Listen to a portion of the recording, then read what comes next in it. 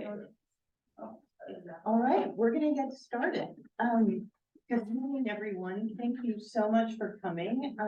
And we based on signups, we know that there are another 40 or 50 people who will be watching this online.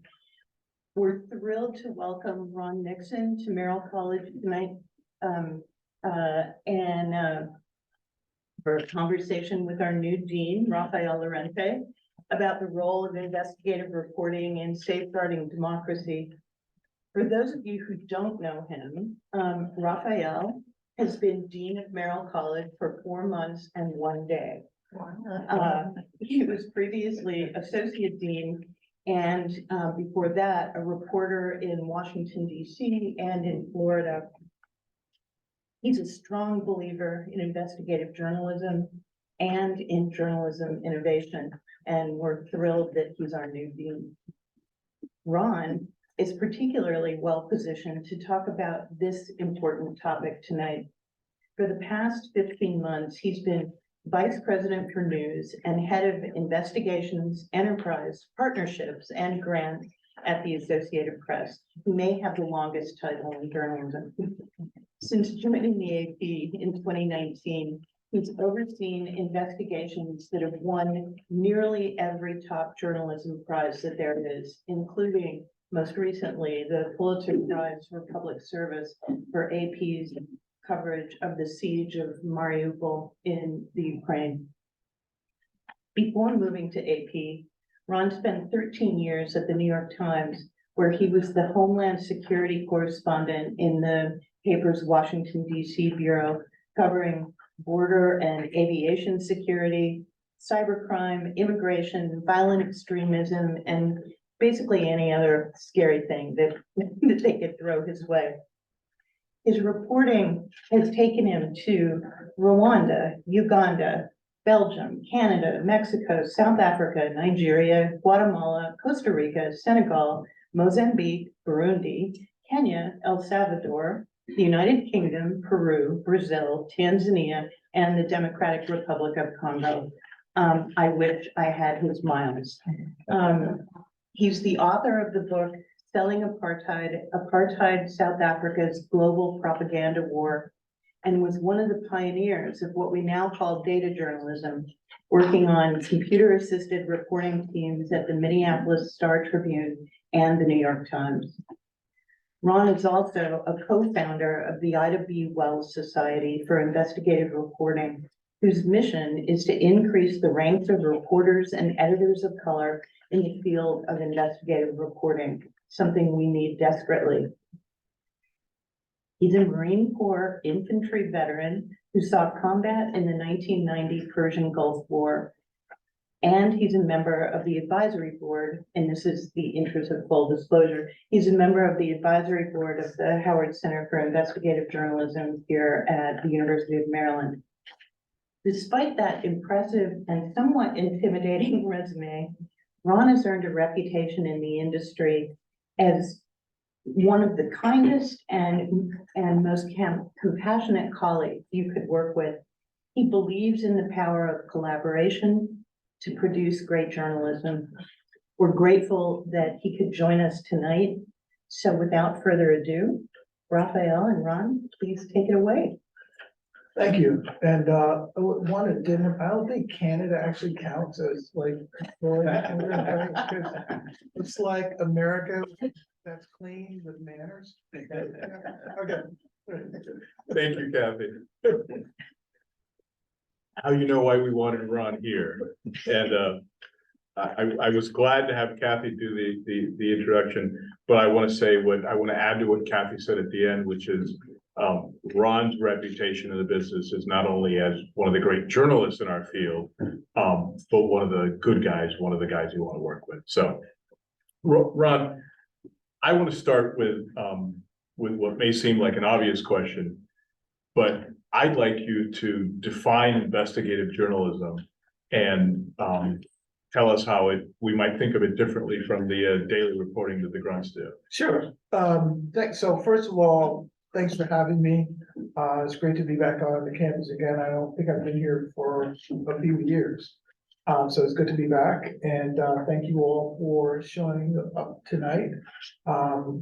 Great to meet all of you, and I'm sure we'll have some time to mingle and we'll get to know who you are. What is investigative journalism? So there are various definitions of what's investigative journalism, and one that you hear a lot is that, well, all journalism is investigative journalism. Not really. I wrote a music review. The only thing I've written since I've been at the AP. That's not investigative journalism. Investigative journalism is journalism that actually takes a systematic look at a problem in society, that looks at things like waste, fraud, abuse, threats to democracy, and really shows tells you why it is important. As journalism students, you learn who, what, when, where, and all right, this is the how and the so what. Like, what does this all mean? And that's what investigative journalism is. When you think about the New York Times, Harvey Weinstein and series, for instance, I mean, the story is part of a series of looking at, sexual harassment, sexual abuse in various industries. That is investigative journalism. I once did a story looking at all the predictions of the groundhog compared to, in Roanoke, Virginia, compared to the local meteorologist. That's not investigative journalism. It's fun, but it's not investigative journalism. By the way, the groundhog was actually more accurate than the meteorologist. If I could follow up on that real quick, where is the overlap? In other words, folks who maybe aren't doing that kind of systematic, in-depth, how reporting you talked about, but nonetheless can use the skills of an investigator. Sure. One of the things that I teach as part of the IW Law Society when I'm able to do trainings is something called investigations off the beat. Beat reporters are the backbone of journalism. I mean, you cover city council, you cover, banking, you cover what have you. So you have that expertise in these areas. And that's what makes it really key, really good for you to have like skills that allow you to dive deeper. So everybody has the potential to, while I disagree that all journalism is investigative journalism, everybody has the potential to do investigative journalism, particularly beat reporters. And it doesn't matter what beat you cover, even in sports. Like I probably would still be at the New York Times if I had been given a position as investigative reporters on the sports desk. But even in areas like that or entertainment, you can do investigative reporting. So that's where the overlap between beat reporting and investigative reporting is. So while everybody is not going to be on an investigative team, it will benefit you to actually learn the skills of investigative reporting. So we talk a lot of these days about the importance of journalism to democracy, about the crisis in a democracy where facts are not a thing in much of our society, where civil discourse is not a thing in much of our society. Can you talk a little bit about investigative journalism's particular or special role in keeping a democracy Sure. upright? Right. Well, for all the reasons that you mentioned, there are threats to democracy that in some ways have always been there, but because of the technology that we have now, it has amplified the ways to send disinformation or misinformation, or to target people in a way that you couldn't do 20 years ago. But it also means that people with power, whether that be corporate, whether that be government, or within society, people with wealth, who can try to set the agenda in the way that they want. there aren't the checks and balances that were there at one time, or those checks and balances have been weakened. And that's where investigative reporting plays more of a role than it ever has before, because you've had politicians lie. That's not a thing, right? And you've had politicians accuse their opponents of lying. That's not a thing. But now you can actually make your opponent lie by doing a deep fake or there's other types of. And how do we spot that? You know, we need to let people know that these things exist. We hear a lot about like AI, which is a whole different topic, but to let people understand, help people understand what are the threats and why should they keep. And that's at its core what investigative reporting does. It shows you the problem, but in order for you to actually show someone that there is a problem, you need to understand what the problem is. And again, that's the essence of investigative reporting. It has changed, you know. Chris, my former colleague at the New York Times, you know, we probably came up around the same time in journalism. I was talking to someone the other day about a young reporter at the AP, and I kind of mentioned typewriters, and she was like, "What's a typewriter?" And you guys do know a typewriter, right? Okay, it's like a computer without a screen. Okay. So, but A noisier keyboard. yeah, so, but the point is that the skills that we learned for investigative reporting, the core of those skills are still there, but the tools to practice investigative reporting have changed vastly. You see organizations like the New York Times, who help pioneer visual investigations. We do it at the AP, the Washington Post, Wall Street Journal, CNN. Even some local outlets do it. Those things are things that we could not do, you know, even 10 years ago. But they're necessary because we would go in these basements and these old file cabinets and these dusty. Now the information is right there in front of you. Like, people put the information right out there. The work that we did in Ukraine, we built a database of potential war crimes just based off of things that were just right there on social and people's phones. I mean, we verified all of that. And that's where the investigative skills come in.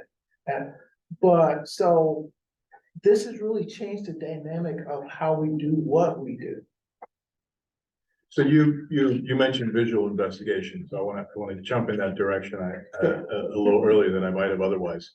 One of journalism's less proud moments in the last couple of weeks was the jump to conclusions after the bombing in the hospital in Gaza. And open source intelligence, visual investigations, that kind of stuff can be incredibly valuable in those situations. But to your other point, we still have a whole ecosystem out there, either calling us liars or making stuff up. How does investigative journalism account for the fact that no matter what, somebody's going to tell you you're lying? Yeah, I mean, that's always been the case. No matter what you do, people aren't going to believe it. For instance, we did a series of stories on, you know, the repercussions of just having unfettered access to guns. It wasn't an investigation. It was a series of stories, including one couple who drove to every mass shooting. Right? So their daughter was killed in Colorado. They drove to every mass shooting. Right? And you look at some of the comments, and people are like, "This propaganda." But you haven't even read the story. You have not read anything. Right? You're just reacting. You're always going to have that. But you do have those people who are willing to like step back and say, "You know what? Let me read this, and let me try to see if they lay out what the facts are." if you haven't read the story of the couple who drives to every mass shooting, you should. You're not gonna feel good afterward, but it's an Yeah, amazing it's story. it's an amazing colleague of mine, Matt Stensky, who, it's just amazing story. Yeah. So the students in here are gonna get grumpy when I say this probably, because they hear me talk about it all the time, but can you talk a little bit about the importance of data journalism to investigative journalism? Okay, so this is something that's near and dear to me because I would say if I hadn't learned data journalism, I would not be in this position today. Data journalism got me into the door at the Times, but it really changed the trajectory of my career, and it all started with a mistake. This local gadfly convinced me that teachers were lazy, they only worked a certain amount of time, a certain amount of months, and then the rest of the time they were just fat and lazy and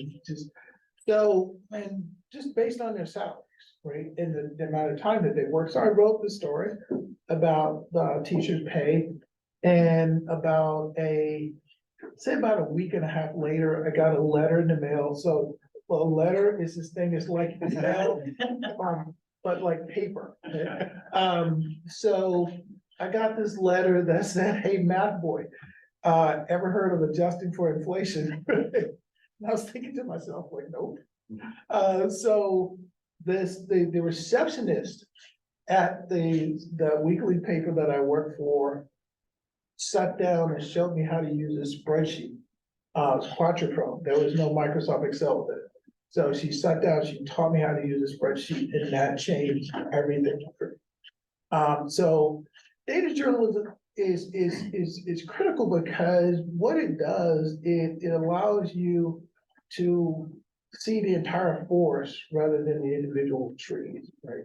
And so when you're looking at like records, for instance, there's no humanly way that you can physically go through millions of records, except if you have it in a database. You can, and you could do it actually quickly. But it allows you to see patterns. It allows you to see things that you didn't see before. So it enhances what we do. Not all data journalism is investigative reporting, but it does bolster the investigative report. So Quatropro is the first spreadsheet I learned, and I learned it from a classmate when I was a Capitol News Service reporter and wanted to look at thousands of campaign contributions.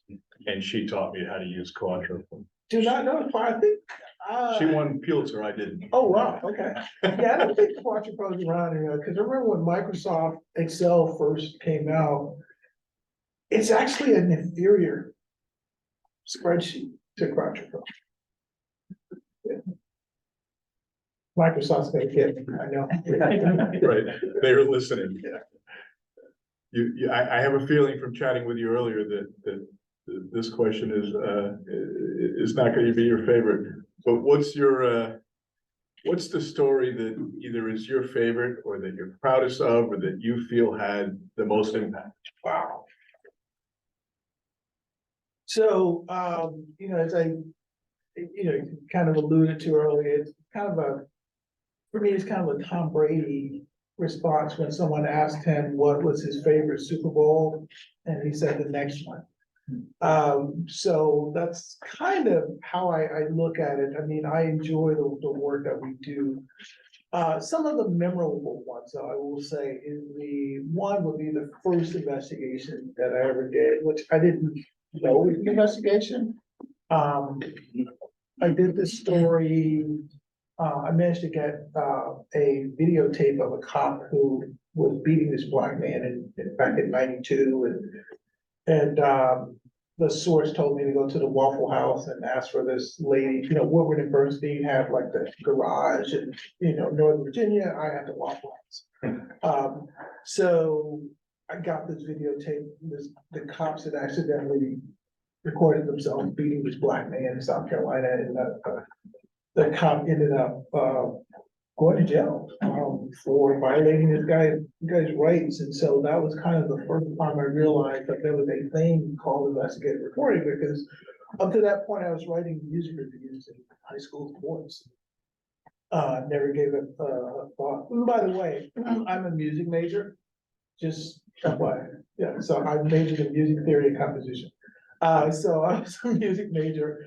And so that one, I will say that,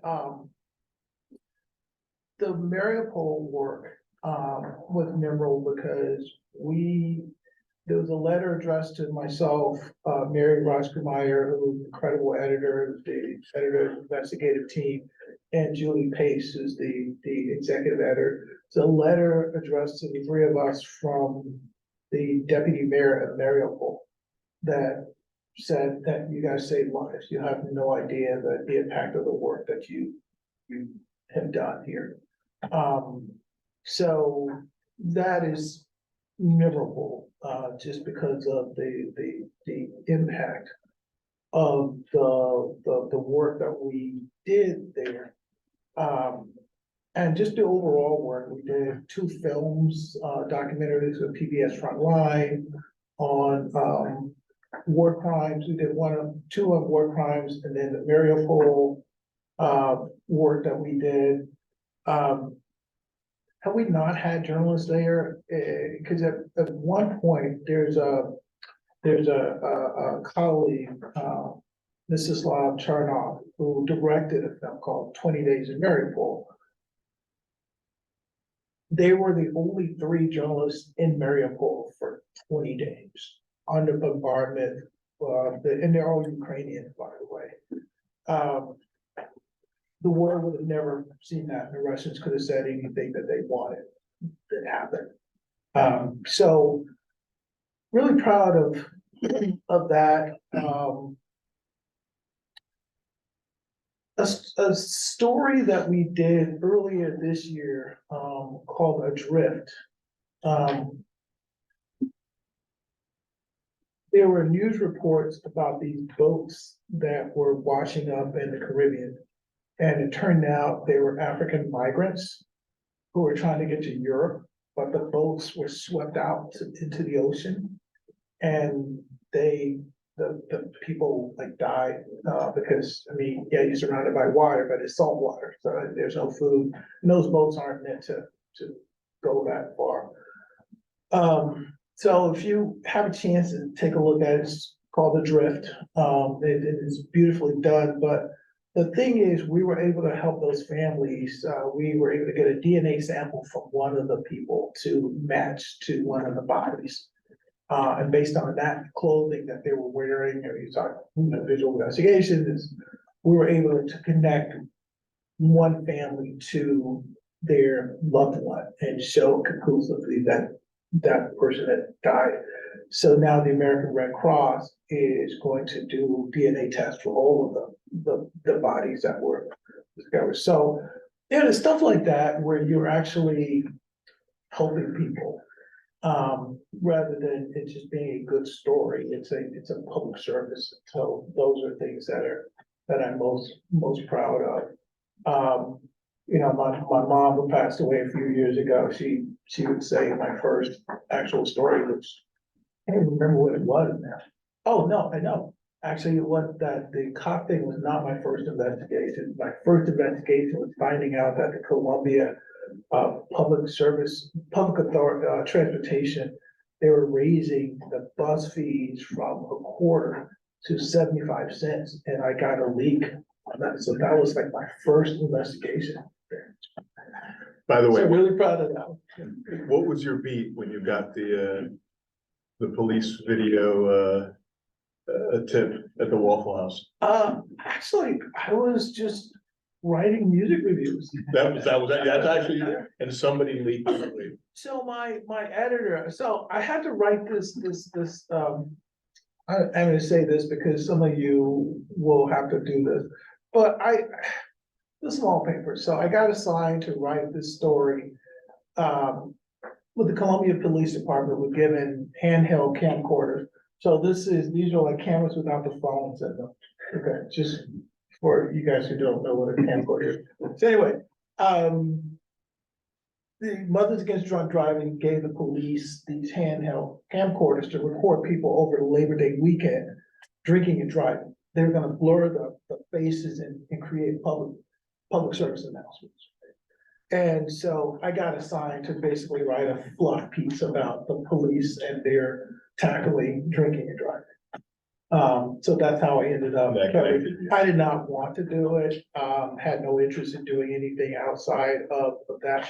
And actually, once I did the story and it ran, I actually got a summons from the local solicitor because they were trying to figure out how I got the videotape. And so I asked my editor for a day off so I could go testify in court. He was like, hold up, son, no, we don't do that. I'm a music major. I don't know any of this stuff about protecting sources. He was like, no, we don't do that. We go to jail to protect our sources. And I was like, whoa, okay, back up.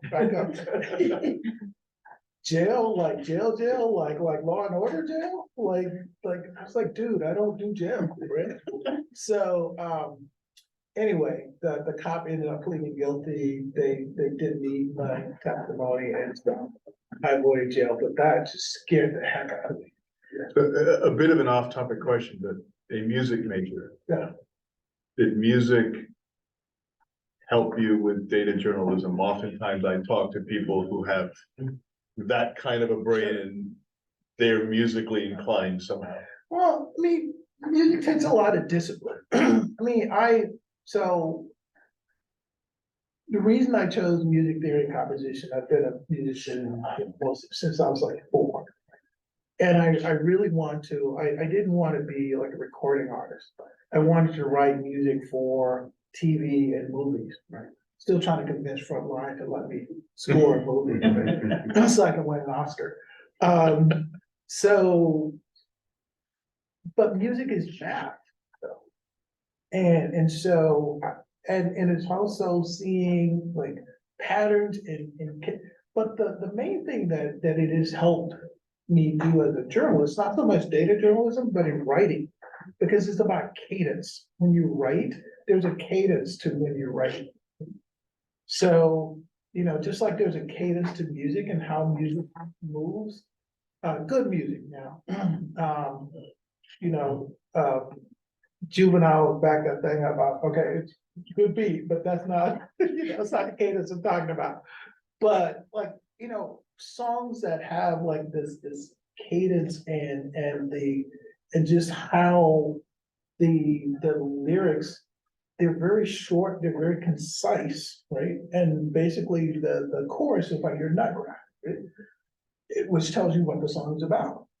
But that moving through the story is really what music helped me do. And then listening to the pacing of words, you pay attention to the words that you choose, because when you read, you can tell words that kind of hang you up for a second versus words that just flow in a sentence. So Professor Brown sitting over here teaches a class where writing with voice and music is, so anybody talk to me. Students have did a lesson yesterday on Jonathan Majors was interviewed on NPR about doing Shakespeare Sure. and August Wilson Oh, and how Shakespeare is written in iambic pentameter. yeah. But he said that August Wilson has his own rhythm to the music of the language. Yep. And we had can't see it in the students, but we had this writing exercise where they listened to August Wilson. Interesting. A play acted out. A writing exercise, I like it. Yeah. So when I taught a advanced reporting and writing class at Howard University, and that's one of the things we did for the first few days. We listened to music and we analyzed the lyrics and how the pacing was with lyrics and the storytelling, and particularly focused on songs that told stories. So that was again, I hear the things in my head when I'm writing, and I also, and you know, a lot of good writers do this. I'm not saying I'm a great writer, but they read it out loud to see how the pacing goes, right? So you can see what it feels like for a reader to hear those things.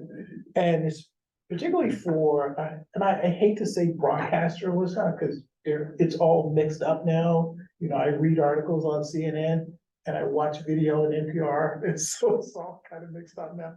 But I think, you know, for like broadcast, you know, writing for TV, writing for video, writing for podcasts, the writing is really tight and really closer to what music and what lyrics are. Because again, it always amazes me just how much you can pack into a 3-minute song, right? And how much you can convey, how much information you convey. You know, one of my favorite songs is like, okay, I'm a country boy and I grew up in Mississippi. But Randy Travis, there's a song that has this, 3 wooden crosses. And because it's just great storytelling, right? I mean, I get me wrong, I'm a hip hop baby, so, you know, that's this, I think, but those kinds of things is what I see that's really close to. So on a more serious topic, journalism has a diversity and representation problem. Yes. And historically, investigative journalism has had it, maybe a little more seriously. Sure. Is there any sign that that's changing? And if it's not, what's the damage being done? Well, I think it's, I think people are trying, and so I will say that, I think people are trying, and I don't want to question anyone's motivations.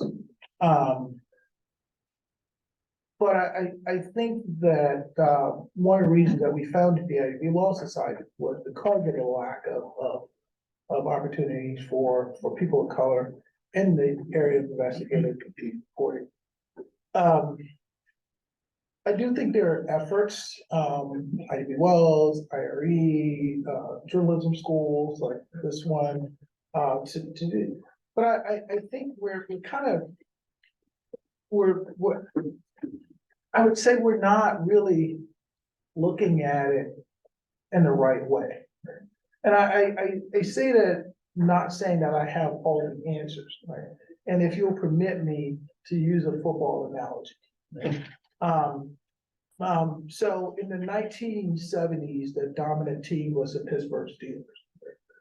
In a span of 6 years, they won 4 Super Bowls, right? Back to back, missed 2 years, back to back, right? But the Steelers, they're prior to the 70s, they were like trash. They were like dog meat, like nothing. Right? And then they hired this guy who was a columnist for the local black paper, Bill Nunn Jr. So I don't know if you ever watched Spike Lee's Do the Right Thing. Yeah. But Radio Raheem, it's his dad, who was a columnist for the Pittsburgh Courier. So he every year he did the Black College All-Stars. So he knew all of these people at these HBCUs, Southern, Grambling. So they hired him and he went out to all of these schools where other people didn't go to, right? So between 71 and 78, the Steelers drafted 24 people from HBCUs, right? And one of them was Mel Blount, Hall of Fame, Donnie Shell, Hall of Fame, John Stallworth, Hall of Fame. And other players who were good, just not in Hall of Fame. But to me, what was revelatory about that is that the Steelers didn't go out and say, you know, we need to get diverse, right?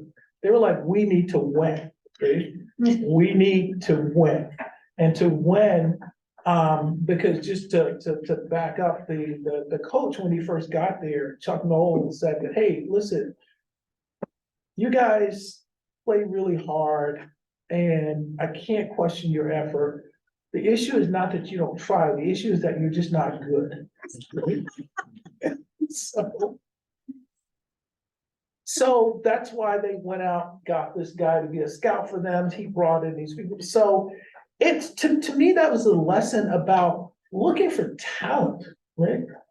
And wherever that talent is, if you look for talent and expand how you look for talent, you will get the diversity, right? Because you can't have talent if you continue to look in one pool, you continue to look in one place. Right?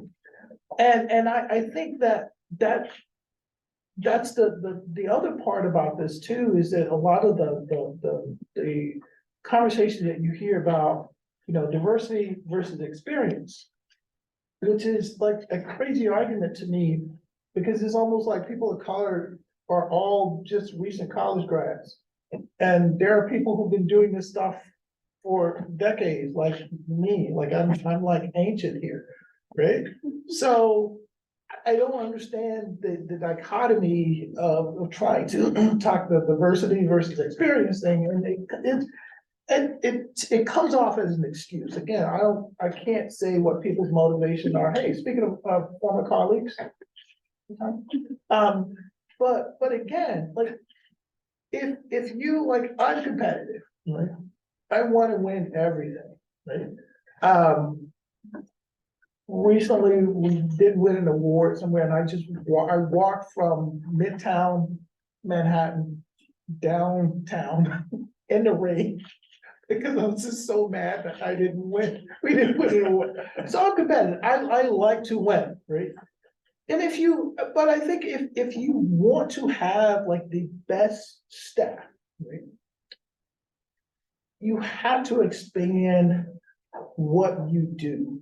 But you also have to reflect on, and not just what are we doing wrong, but why don't our systems work? Right? So if I have a bridge and people can go across the bridge, but some people can't go across the bridge, the answer is not to build another bridge. The answer is to figure out, why can't people go across this bridge and remove those impediments?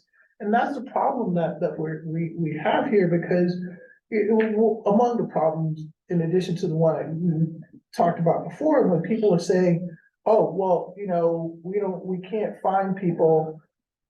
First of all, I don't know how you cannot find people, right? Secondly, you have that diversity versus experience dichotomy again, which presupposes that all people of color are just coming out of college, which is not true. You have people doing this for decades, and even before, like you have your Ida B. Wells and folks like that who were doing investigative journalism hundreds of years ago, right? So this is not new. And then the last thing is to really expand the purview of where you're recruiting people from, and then ask yourself, if you have this person who goes from covering sports to as an intern covering sports to winning a Pulitzer Prize, how did that person get there? What were the systems that allowed that person to get there? And then why can't that system work for a person of color? Instead of, you know, looking at it like, oh, well, because what's happening now is we're moving people around the chessboard. Everybody's looking for the same group of people of color. And so you're not really changing the dynamics here, right? So I go grab somebody from the Washington Post, and the Times grabs the person that's in another media organization, or we're just moving people around. And we're also looking for unicorns. You know, as good as people are, they don't start out that way. Nobody's born an investigative reporter, except for my daughter, who's always asking me why. Right? But other than her, nobody's born an investigative reporter. We are trained. So why doesn't that system work for people of color? That's the question that we have to answer. So the Ida B. Wells Society is exactly about development and training. So Yes. Take the microphone for the people on the screen, and for folks who don't know what you do, tell them what you do. Well, so the Ida B. Wells Society is one, you know, Nicole Hannah-Jones, she works for some obscure publication and wrote some book that you probably never heard of. But no, seriously.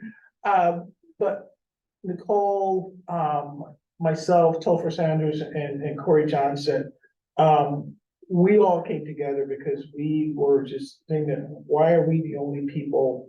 Why are there so few of us? And then how do we remove the impediments? So the thing is to take away that excuse is that we can't find people, right? So we'll do the training for folks. So there they are, they're trained, they have the ability to do deep dives, they can do, like, cultivate sources and all of those things that people say that they want. So the idea there, again, is to take away the excuses that you can't find people with the skills necessary. So we partner with media organizations, we do internships with New York Times, Washington Post, USA Today, the AP, ProPublica. There's somebody at Miami Herald. We do trainings. There's a training actually next week in Atlanta at Morehouse College. We have virtual trainings. So, there are resources there. We work with IRE, we work with NABJ. And again, the idea is to take away this excuse that, well, we can't find people and that people aren't trained. It's an amazing organization. I'm gonna open it up to, Sure. to folks here and folks online, but first I have to ask you one last question, or Kathy will never speak to me again. I know we can't talk about the project, but can you talk a little bit about the scope and how it's been to work with both the Howard Center here at the University of Maryland Sure, and the Howard Center at ASU on the project that we can't talk sure. about? Yeah, I mean, I think that it's a learning, it's a learning process for both, I think the journalists at the AP and the journalists at the Howard Center, because one, we don't see the journalists here as student journalists, they're journalists, and we're all working on this project. That's it, full stop. And I think that,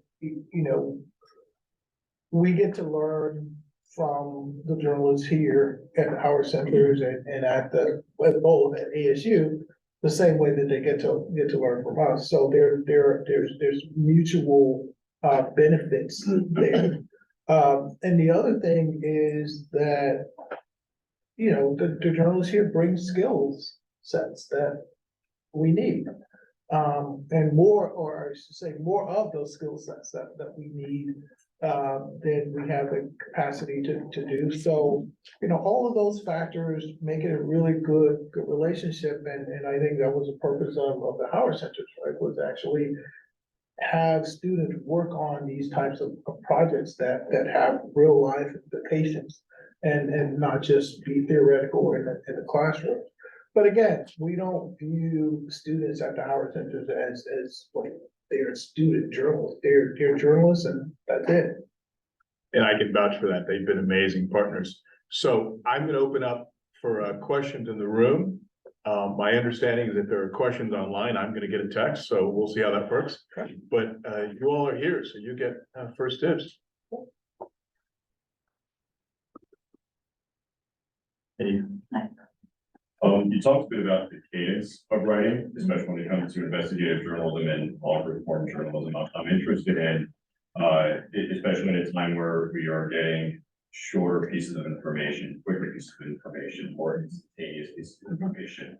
How has or how should the style of writing for investigative journalism change, if at all, based on the way that people are absorbing information nowadays? Sure. So one thing is that, so there's a couple of things. One thing is that people absorb information in different ways. And so when we do an investigative project, there's multiple pieces to it. There's the visuals, there's and I really hate when people say, oh, the video, the visual story is what I tend to use. And then there's the visuals, the stills, right? With the photography, and I work with the absolute best photographers in the world. And so, but when I I hear constantly that, people don't have time, people don't read, people don't read long stories. That is not true. If it is well written, people will read it. You can have the shortest story in the world and it's terrible and people won't read it. And people will read something that keeps their attention and keeps them going. I see the metrics on this. People will read it if it's good. And so what we emphasize in investigative reporting is, and our is storytelling. Preach this all the time. Storytelling, storytelling, storytelling. Right? And so giving it an example, when I was at Howard University, just teaching people the difference between, I had a former colleague at the Roanoke Times who used to say that there are stories and there's articles. Right?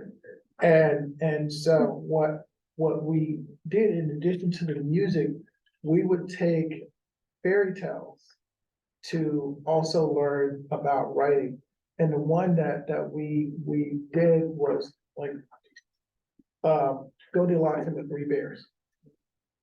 And so I would say to them, like, what is Goldilocks and the Three Bears? And they would go, well, it's this like little kid story, right? You're like, I said, okay, but let's go deeper than that. So I'll ask the question here, what is Goldilocks and the Three Bears? The woman came in and stole some family. There you go. It's a crime story. It's a B&E. Now imagine if you wrote that the way that we write crime stories, right? That a family of bears reported that a blonde woman broke into their house, ate their food, and escaped when they came home, police said. How many kids are gonna sit there and listen to that? I mean, you'll put them to sleep, but not because it's a great story, right? So, but when you start out by saying once upon a time, right, you're drawing the children into the story, right? And then you're taking them through. So that's the difference between storytelling and just dumping information on people, right? I'm not gonna compare myself to Ron Nixon, but when I taught reporting, I use the Three Little Pigs. Okay. So. Same, right? Professor Oates. Oh, hi, and I gotta say, you guys sound great online. Okay. I got trapped in that time-space continuum rip on University Boulevard. Oh, yeah, I was in that too. Yeah. But no, you both have, of course, lovely rooms. That's actually very inspiring. Some of our PhD students are here, and you've actually just sort of shifted my paradigm about what I should tell them about, but I wanted to ask you kind of a fun question. Sure. And that's I mean, that wasn't fun, like. that was fun. That was all fun. I didn't Teach wanna your say- kids about a B&E. Aiden's question right? was fun. That was fun. But if you could go back in time, and go visit the 22-year-old Mr. Nixon, and what would you tell him about? Dude, you should stick with this music thing. You might have got that score by now. So, I would say, because again, even as I was working in journalism, I still wasn't sold on that. That's what I was going, I'm still holding out. Right, for your to be real a dream. musician. Yeah, The real yeah, to dream, be a yeah. musician. And so, and by the way, my only connection to fame is, remember New Kids on the Block? Yeah. Okay, so their music director, Gregory McPherson, was my jazz teacher at Alabama State University. Except he sued them saying that they couldn't sing, and then they countersued them. Anyway, that's my only connection. What I would say though is, which I will say to all of you, is that I had no idea where journalism would take me and what it would allow me to do. And so, even on, so at that 20-year-old actually that started out as as an intern, and thinking like, why am I doing this, right? Because I'm working at this crappy little paper, even though I love it. I'm not getting paid that much, like, why am I doing this? But the things that I mentioned before, when you asked me, like the stories that I'm proud of, that, I would tell my younger self that you were going to help people that you will never see. And that you will be able to right wrongs. And on top of that, on a personal level, you'll be able to go places that a kid from Lauderdale, Mississippi, population 395, would never dream of going, right? So that's what I would say. But again, the ability to do work that helps people again that you will never, ever see. And they have no clue because, most people actually don't read the bylines of stories, right? So I've had people send me my own stories and have you read this? You should do something on this. Like, get right on that. Yeah. Way in the back. So I feel like recently, local-ish or smaller newspapers breaking big stories have become few and far between. Mhm. And I imagine as an investigative journalist, you keep up with them and Yes. just watch what they do. So I want to ask you your opinion on the Miami Herald's breaking of the Jeffrey Epstein thing, like their coverage of it. Sure. Kind of blowing up, like, Sure. what's your opinion on that coverage? Oh, it's phenomenal. I mean, Julie K. Brown is a phenomenal reporter. And I will say with the Miami Herald has a history of this, right? That is one of the great American papers in terms of doing investigative reporting. It's good that you asked that because you just reminded me of something that I meant to say about the importance of local journalism, local and statewide journalism, and why investigative reporting is important there. And so some of the people that I follow or I watch Mississippi Today because it's right, they won a Pulitzer Prize for looking into how like millions of dollars in my home state, which is we rank high in everything that's bad and low in everything that's good, right? But it's still home. So, they won the Pulitzer Prize and Wolf, the reporter there, for looking at how all of these, like the state, there's millions of dollars misspent of welfare funds that were misspent, including $5 million that was steered to a volleyball center that Brett Favre, former NFL player. AL.com over in Alabama, they did the story about how this town, basically their budget was on stopping people and having them pay fines, right? Phil Williams in Nashville, Tennessee's longtime investigative reporter on, I think it's News Channel 5 there. Someone once said that if the media calls you, send them to your, get your PR people. If Phil Williams call you, get your lawyer, because you're in trouble, right? So that's how Phil is there.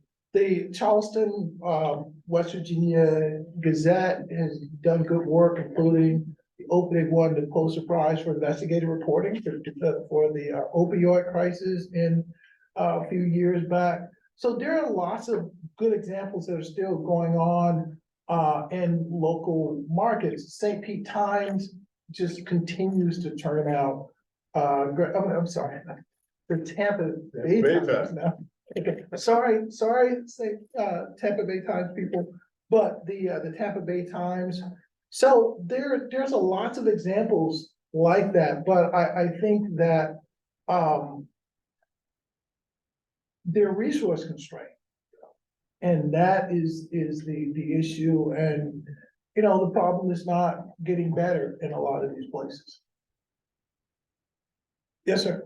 I do want to ask like specifically about that story though, like how they broke it, because like if you look at what they did, Sure. how much information has been left off the table, but they still went ahead with it anyway, and now we have like an incomplete puzzle piece basically with this story. What do you mean? In terms of like, there's a lot of stuff we don't know about Jeffrey Epstein. Like they dove into it, but they didn't dive all the way in, probably because they were resource constrained. Well, I think that their focus was on why did Jeffrey Epstein get a sweetheart deal considering the things that he was accused of, right? And that's a question that hadn't been answered. And so that's what they set out to answer. And I think they answered that quite quite well. Because you ended up getting someone who was a cabinet member who resigned, Epstein goes to jail. I think there are a lot of other things that, but Julie is at Temple teaching a class now, and I think that there, yeah, with Epstein killing himself, I don't know if there's the focus is where do we best put our resources? If I'm the Miami Herald or any other news outlet. So the last few years or so, maybe the last few 10 years, we've seen a few movies about investigative journalism with Spotlight and She Said. Yeah. How do you think that affects the public's expectation and perception of investigative journalism? Well, so that's great, and Who's gonna play you? interesting. So, yeah, I will say that the Spotlight film that the Mark Ruffalo plays Mike Resendiz. Mike Resendiz is actually on our investigative team at the AP. But he's never yelled at me, right? He's never said it's time. Okay, so. You should. Cause I just publish this stuff. When Mike comes, I'm like, okay, dude, we're gonna publish this. I'm gonna hit the button now. But in all seriousness, I would hope that She Said, Spotlight, and some of the other films and documentaries would inspire people to become journalists in the way that All the President's Men did for a whole generation of journalists before that.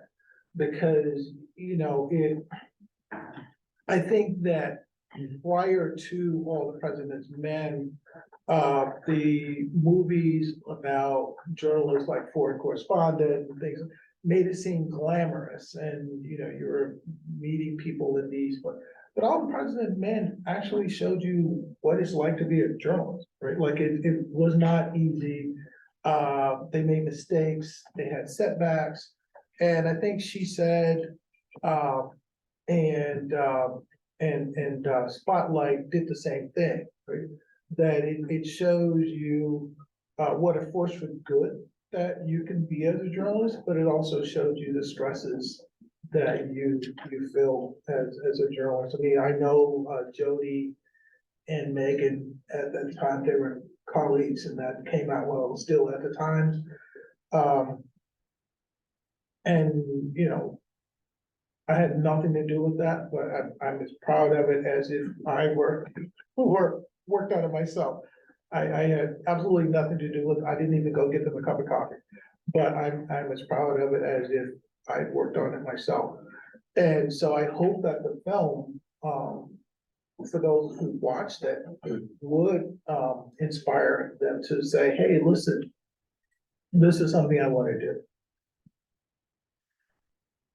We have time for one last question. Actually, we're a little over time, but we'll take one last question. So obviously investigative journalism pieces take a lot longer to research and write it than say a quick article about some event or something. I'm curious about what's the longest time it's taking you to write one of your investigative articles? Me personally, or just, and you know, because the address thing that I just mentioned to you, that took 2 years. Wow. It took those reporters 2 years to do it. Me personally, 3 years. It took, because we had to sue to get some documents.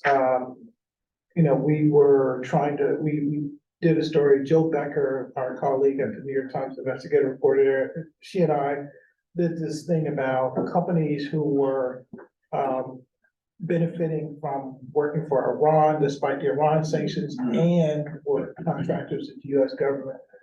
But it took us from 2007 to 2010 because we had to sue to get the records from the Treasury Department. So personally, it's about 3 years. But you know, the teams that I oversee, one of the investigative team, you know, we've had stories that have gone for a year, 2 years. And it's not, I wouldn't say it's easy and I just sit back and say, hey, okay, go take 2 years. But, you know, sometimes the story takes what it takes. And that's a great way to end it. Sometimes the story takes what it takes. How about a round of applause, folks?